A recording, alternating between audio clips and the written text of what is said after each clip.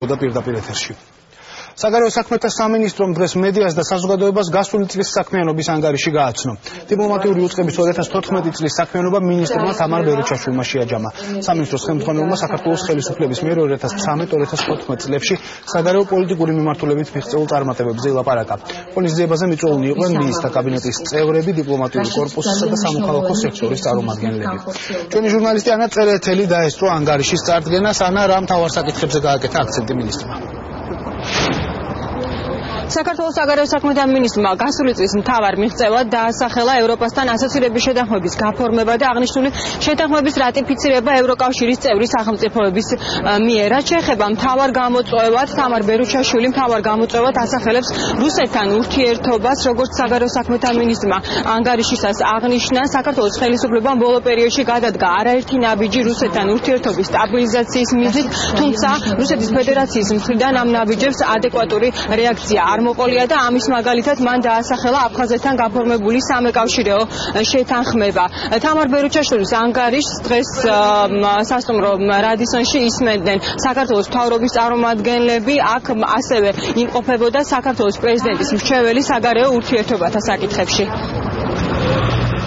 არის საქართველოს ევროკავშირის ასოცირების ხელშეკრულების ხელმოწერა, რომელიც ნამდვილად ისტორიული მომენტია. ყველაფერი ეს მოხდა უპრეცედენტოდ მოკლე ვადაში და შედეგია კოლექტიური ძალისხმევისა საქართველოს აღმასრულებელი და საკანონმდებლო ხელისუფლების წარმომადგენლებისა. მიუხედავად იმისა, რომ საქართველოს გააკეთა ყველაფერი, დაეწყო სერიოზული დეესკალაციის პოლიტიკა, სამწუხაროდ რუსეთი კვლავ აგრძელებს ჩვენი ქვეყნის 20%-ის ოკუპაციას. ვიზა ლიბერალიზაციის სამოქმედო გეგმასთან მიმართებაში პირველი ფაზა შეფასების ასევე საქართველოს წარმატებით გაიარა. რაშიც ვფიქრობ, რომ დიდი წვლილი მიუძღვის საგარეო საქმეთა სამინისტროს და ჩვენ სამინისტროებს აქვთ ძალიან მჭიდრო თანამშრომლობა, იმიტომ რომ არის ბევრი მკვეთი საკითხი. ვფიქრობ, რომ საერთაშორისო ურთიერთობები არის ის, რაშიც საქართველოს წარმატებები ძალიან სჭირდება მომავალში. 2014 უდავოდ ერთ-ერთი ყველაზე მთავარი იყო ასოცირების ხელშეკრულება, ისე როგორც ნატოს ვალსის სამიტი, კიდევ სხვა რამ, მაგრამ იმედი მაქვს, რომ 2015 კიდევ უფრო მეტ წარმატებას მოყვა საქართველოს. საგარეო საქმეთა სამინისტროს 2014 წლის საქმიანობის შესახებ ანგარიშის მოსვენას ასევე ესწრებოდნენ ოპოზიციის წარმომადგენლები. მათი ნაწილი დადებითად აფასებს დღევანდელ შეხვედრას, ნაწილი კი საუბრობს უარყოფით მხარეებზე, კონკრეტულად მათ ჰქონდათ პრეტენზიები ფორმატთან დაკავშირებით. ისინი გამოთქვამდნენ იმედს, რომ ამ შეხვედრაზე თუ არა მომავალ შეხვედრაზე მაინც მიეცემა საშუალება ოპოზიციას იმასთან დაკავშირებით, რომ გაწეულ საქმიანობაზე მათ საგარეო საქმეთა მინისტრს შეკითხვები პირადად დაუსვან.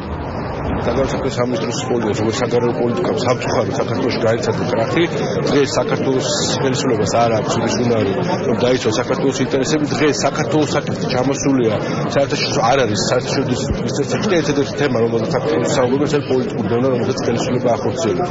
და ეს საზიანო პოლიტიკა ასევე ზიანს აყენებს საქართველოს ეკონომიკურ პოლიტიკას და ამიტომაც არის, რომ დღეს ინვესტიციებს საქართველოში χρειάζεται. აქ იყო კითხვა-პასუხისა თუ აზრის გამოთქმის ფორმატი და თითქოს რაღაცა გავხენილი დანიის თუ ისლანდიის საგარეო პოლიტიკას ეხებოდა საუბარი. იყო კი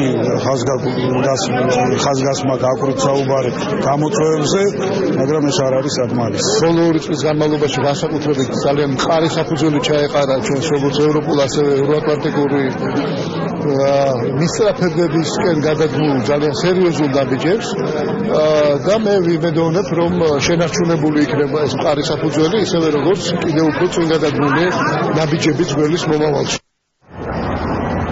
დღევანდელ ანგარიშის ფორმატთან დაკავშირებით ნაწილობრივ შენიშვნები ჰქონდათ ასევე სამოქალაქო სექტორის წარმომადგენლებთან, ჟურნალისტებთან საუბრისას მათ ასევე ისაუბრეს იმ საკითხებზე, რომლებიც მათი შეფასებით აუცილებელი იყო, რომ მოხვედრილიყო დღევანდელ ანგარიში.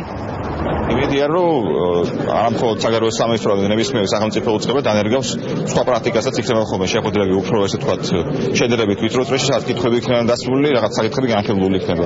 ეს მსგავსი ფორმატები ამას არ ითვალისწინებს. თუმცა მაინც კარგია, როცა რაღაც ანგარიშის ჩაბარება ხდება, ესე ვთქვათ. მაინც კარგია, არაფერს ჯობია. უკრაინის თემა ჩემთვის ცოტა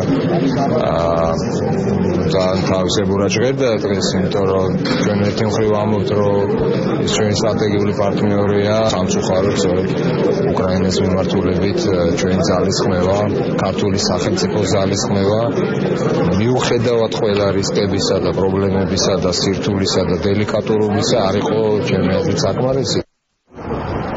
საქართველოს საგარეო საქმეთა მინისტრის ანგარიში მთავრობის, ასევე ოპოზიციის და სამოქალაქო სექტორის წევრების მიმართ გრძელდებოდა დაახლოებით 20 წუთის განმავლობაში. დღევანდელ ანგარიშს ასევე ისმენდნენ დიპლომატიური კორპუსის წარმომადგენლები.